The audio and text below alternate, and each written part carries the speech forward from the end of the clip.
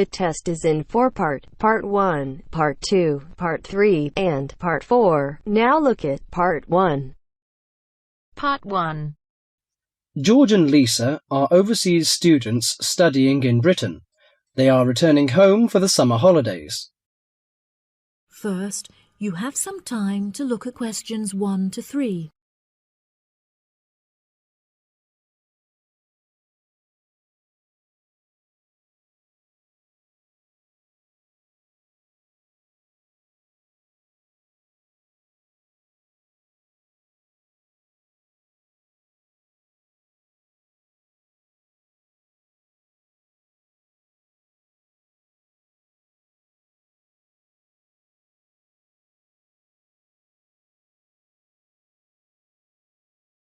That'll be $23. Right, there's your change. Have a nice trip. Oh, I'll just get your bags out of the boot. Thank you very much. Now, George, let's find the check-in desk. Yes, but with all the changes they have made here at the airport, I'm not sure where the check-in desk is. I know, it's strange, isn't it? Why don't we ask for help? Good idea. What about that man sitting down over there? Which one? The one with the hat on and in the trolley? No, the one with the uniform behind the table. I'll ask him. Excuse me, could you tell me where the check-in desk for France Air is, please? Oh, let me think. The best way to get there would be to turn left at the end there, where the cafe is, and then go straight ahead until you're opposite the departure gates entrance. Oh, no. Sorry. It might be quicker to turn right as soon as you get past the cafe, and keep going along the corridor until you come to the sliding doors at the end. On the left. Yes, that's it. All the check-in counters are in a hall there. I'm pretty sure France Air is directly to your left as you walk in the hall. Thanks a lot. So, it's the left past the cafe and then right opposite... The bookshop. You can't miss it. Come on then, Lisa. We don't want to be late, and I want some time to get a cup of coffee and look around the bookshop. Okay, George, but I want to go to the restroom first. I'll meet you at the check-in desk.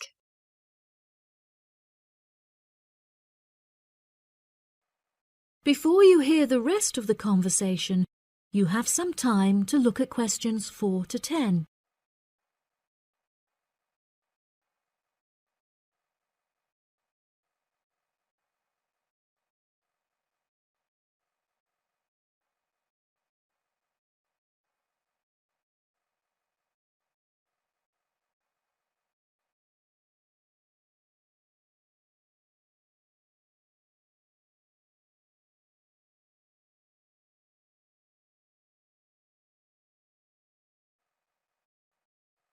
Now listen and answer questions 4 to 10.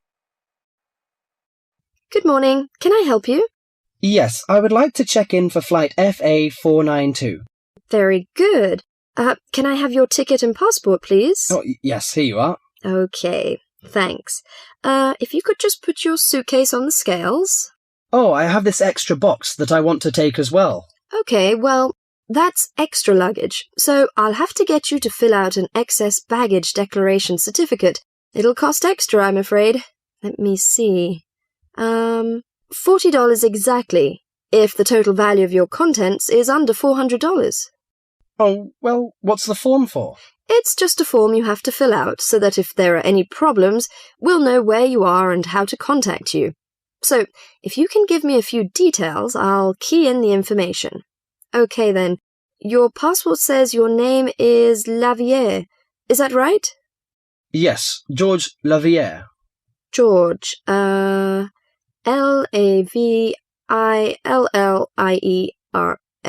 Good. Now, nationality. French? No, wait a minute. It's a Swiss passport. Well, yes, I live in France, but I was born in Switzerland. Swiss. Very good. Flight number FA492. Destination is... Paris. Are you connecting with any other flight in Paris, or will you be staying there? I'm spending my vacation in Paris. Well, Sèvres, just outside Paris. Okay. So what's the phone number there? Let me think. The country code for France is 33, and the number is 198614537. Right, so that's 331-9861-4537. Yes, that's it. And can you tell me briefly what you have in the box? Well, there are some books, just university textbooks from last semester, some clothes, and, my computer disks. Okay, thank you. And what would be the approximate value of the contents? Quite a bit, actually.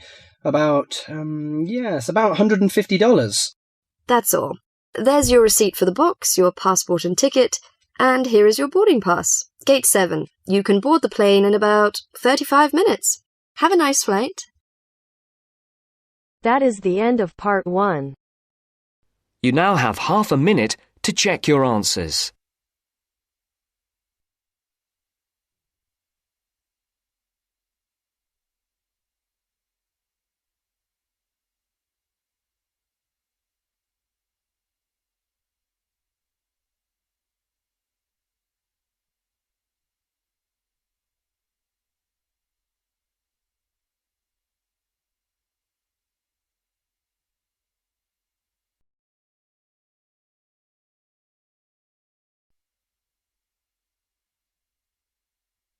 Now turns to part 2.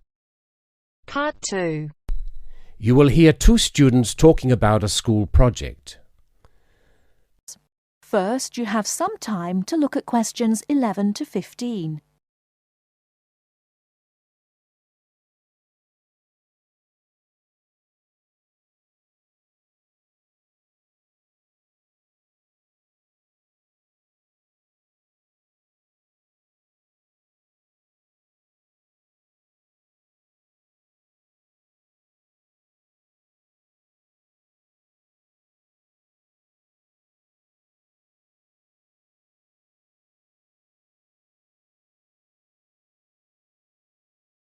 Now, listen carefully and answer questions 11 to 15. Hi, Lynn. How's your project coming along? Oh, not very well. I've got all the information, but I can't seem to organise it into a presentation. Well, you'd better hurry. You only have one more week. Yes, that's okay. It's just that... Well, why don't you try your presentation on me? Maybe I can help. Oh, really? Great! Okay, well, I've chosen solar power for my subject, and I'm going to talk specifically about domestic water heating. You know, like the ones popular in America. I've got some facts here. Oh, that's good. But just start your presentation from the beginning. Oh, right. Well, here we go then. There are many reasons why we should be looking elsewhere for energy sources.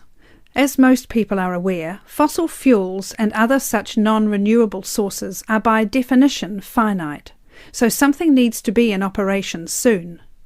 Currently, there are a number of alternative energy sources available which can, with a little preparation, be used to provide for a significant part of our domestic energy requirements. In this presentation, I am focusing on solar power and its application as a domestic water heater. As a renewable energy source, solar power is in many ways ideal. The amount of the sun's energy which reaches the earth every minute exceeds the energy that the global population consumes in a year. Although scientists argue that it is not finite, sunlight is certainly a long-lasting resource which is not depleted through use, and solar power converters use this energy without needing any complex moving parts. Once collected and stored, solar energy can be used for many purposes, but it is becoming increasingly popular as a domestic heating source.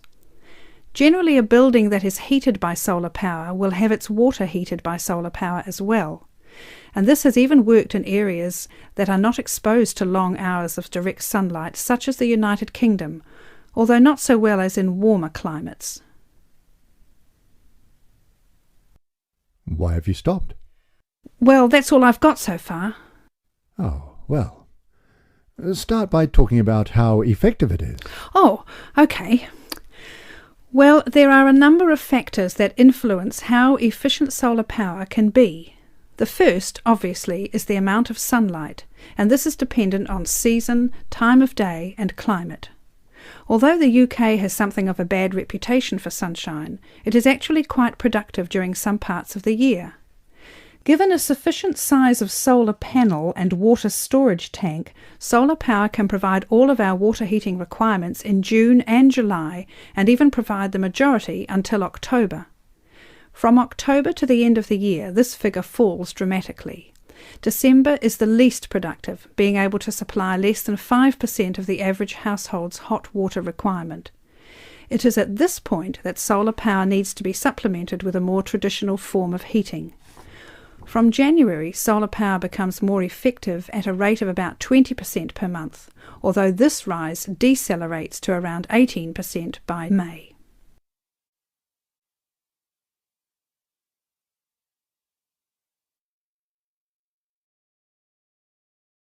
Before you hear the rest of the talk, you have some time to look at questions 16 to 20.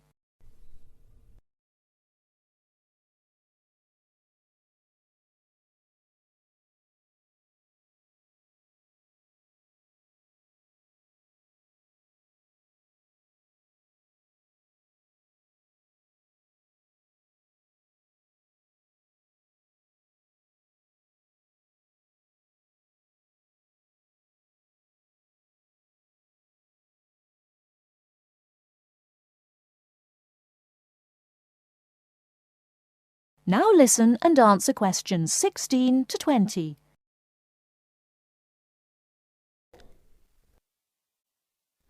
Now say something about this water heater. Do you have any information about that? Oh yes, I've got an illustration of a water tank here. Well, that's good, but you'll have to describe it. Right. Well, the ideal water tank in the UK has a capacity of 45 to 50 litres, but must be at least 40 litres to be effective. The solar coil is put in the bottom of the tank to heat the water. Now remember that solar heated water will not get quite as hot as fossil fuel water heaters. The bottom half of the tank is normally 20 degrees, and this is why it is important not to have a tank that is too large, as that would take too much energy to heat. In this illustration, it rises to 40 degrees from halfway up. Don't forget that hot water rises, so the top third of the tank is the hottest and reaches an average temperature of 65 degrees. And what's this second layer around the tank? Oh, that's insulation. Because the tank is often either outside or just under the roof, rigid foam is used as an insulation layer. It should be at least 80 millimetres thick all around. Well, that seems like a good presentation. All you need to do is to prepare some short notes and a larger illustration so you can use it as a demonstration and you'll be fine. Oh, you think so? Well, thanks very much for the help. Maybe I could do the same for you one day. Maybe. Anyway, I have to go. Good luck. Thanks. Bye. That is the end of part 2. You now have half a minute to check your answers.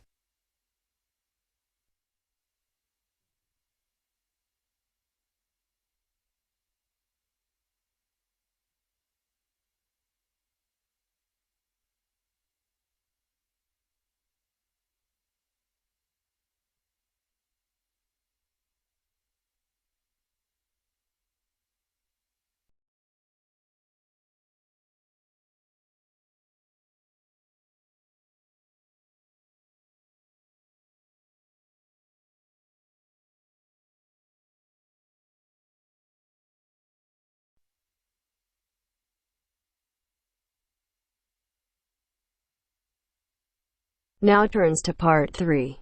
Part 3. You will hear a radio program in which the speakers discuss the importance of looking after old people in winter. First, you have some time to look at questions 21 to 24.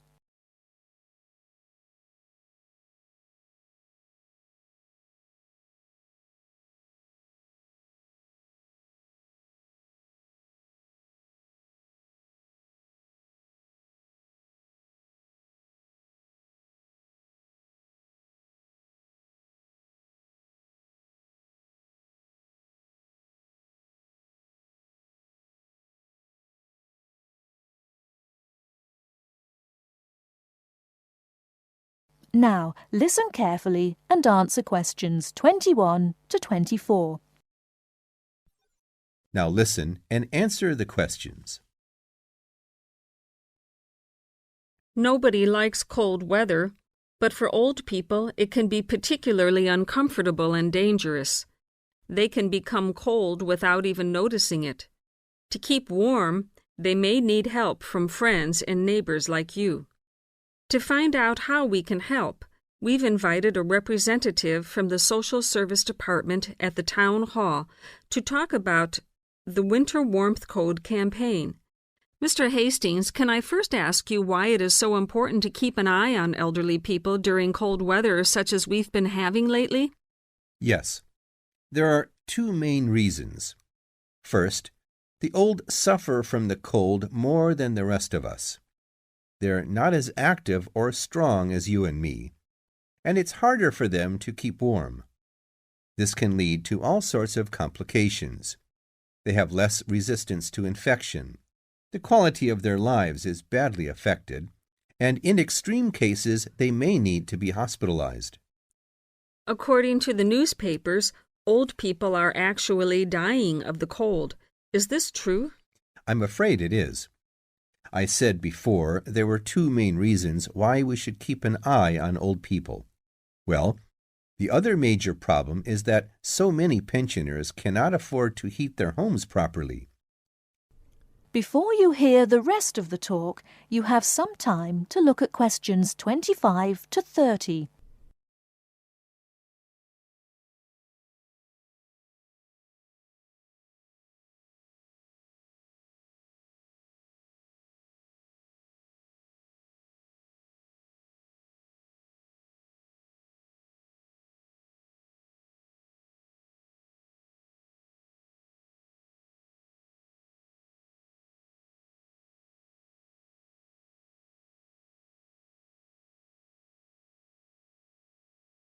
Now listen and answer questions 25 to 30. They may already be living in difficult circumstances. Then, in an exceptionally cold winter such as this one, they may just not have enough money to pay for the extra heating necessary. It seems terrible that in a society such as ours, this should be happening. It is.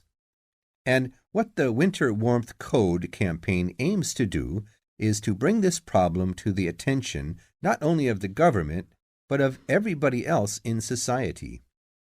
We all have a duty towards our old people to make sure that they do not suffer in this cold weather. So now to the practical side of things. What can we do to help? Well, we all know someone old, a relative maybe, a neighbor, someone living round the corner. We should adopt that person and make sure that we spare a few minutes every day to check that everything is okay.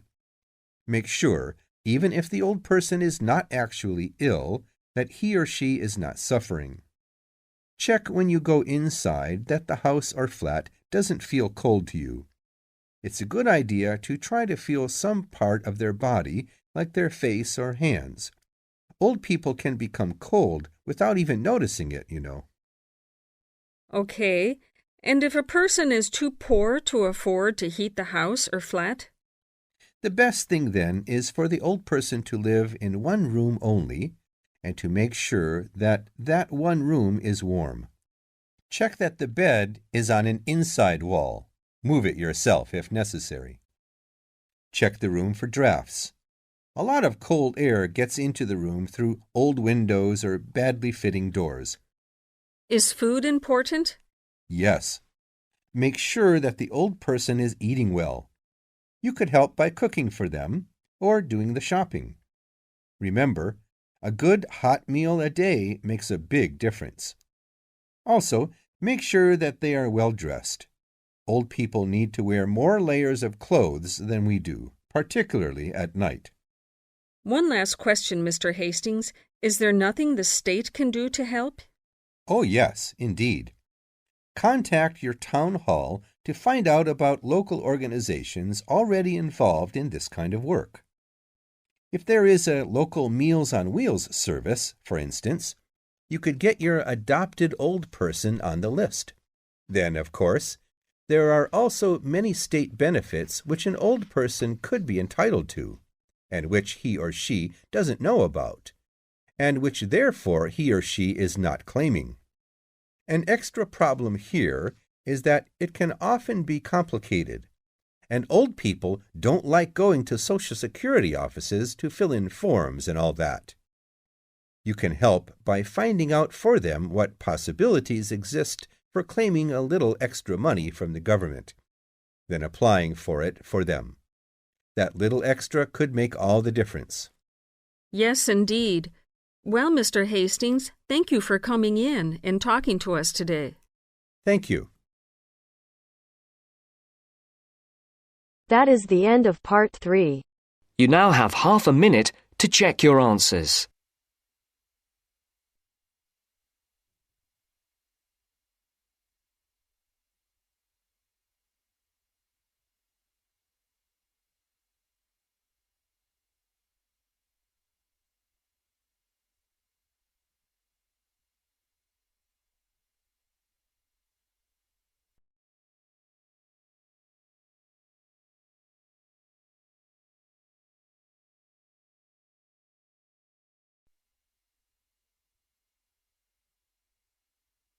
Now turns to part 4. Part 4. You are going to hear a dialogue between two students talking about how Parliament makes new laws. As you listen, complete the notes below. First, you have some time to look at questions 31 to 40.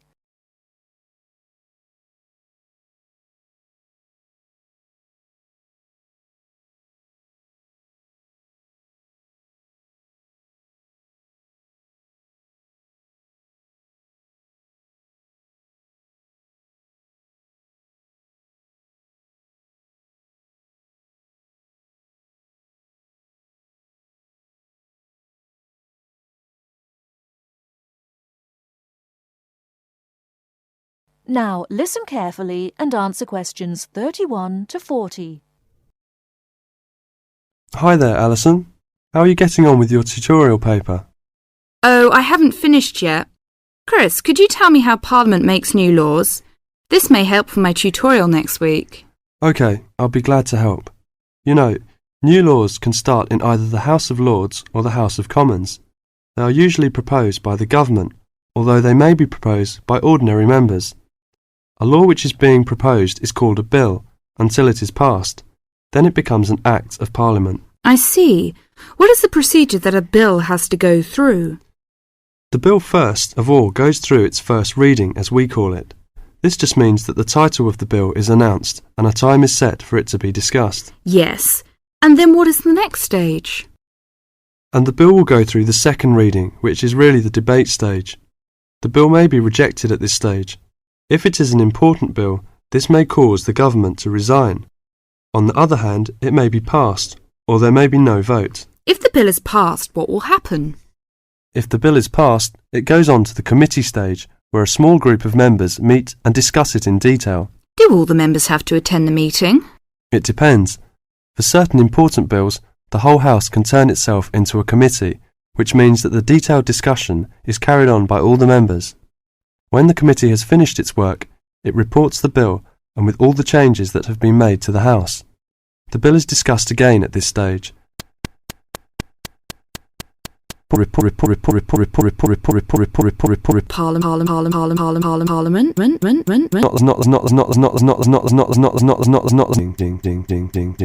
Detail. Do all the members have to attend the meeting?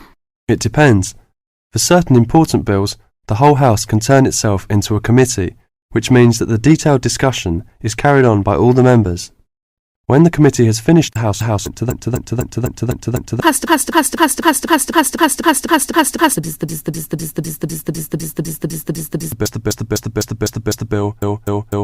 bill may not become law until the royal assent has been given, but this does not mean that the Queen decides on what will become law and what will not. It is understood that the Queen will always accept bills which both houses have passed. When the Queen gives her assent, the bill becomes an act, and everyone that it affects must obey the new law. I see. Thank you for all that information. That is the end of part 4.